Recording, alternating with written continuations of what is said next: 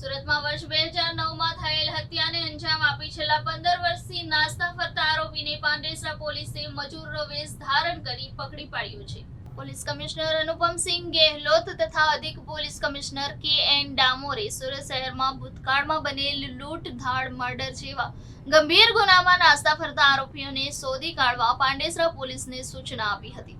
જે સૂચનાના આધારે ઉચ્ચ અધિકારીઓના માર્ગદર્શન હેઠળ પાંડેસરા પોલીસ સ્ટેશનમાં ભૂતકાળમાં બનેલ ગંભીર ગુનામાં નાસ્તા ફરતા આરોપીઓ પકડવાના બાકી હોય તેવા આરોપીઓને શોધી કાઢવા પોલીસ ટીમ કામે લાગી હતી. સને 2009માં પાંડેસરા પોલીસ સ્ટેશન વિસ્તારમાં આવેલ ગીતાનગર સોસાયટીમાં પ્રદીપ ઉર્ફે મુન્ના નકુલ નાયક તેમના મિત્રો સાથે હોળીનો તહેવાર નિમિત્તે ગીતાનગર સોસાયટીમાં ફરતા હતા. ત્યારે આરોપીએ તેની પર ચોર હોવાની શક રાખી પ્રદીપ ઉર્ફે મુન્ના નકુલ નાયકની હત્યા કરી નાસી ગયો હતો. જે અંગે આરોપી વિરુદ્ધમાં પાંડેસરા પોલીસ સ્ટેશનમાં હત્યાનો ગુનો નોંધાયો હતો. હત્યાના ગુનામાં સંડોવાયેલા આરોપી પોલીસથી બચવા નાસ્તો ફરતો હતો.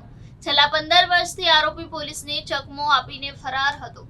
લાંબા સમયથી નાસ્તા ફરતા આરોપીઓને પકડી પાડવા પોલીસની અલગ અલગ ટીમ કામે લાગી હતી. ત્યારે આરોપીના નામ બદલી કડોદરા પુરુષોત્તમ હોટલ પાસે આવ્યો હોવાની માહિતી મળી હતી. જે બાતમીના આધારે પાંડેસરા પોલીસે મજૂરનો વેશ ધારણ કરી આરોપીને પકડી પાડવામાં સફળતા મળી હતી.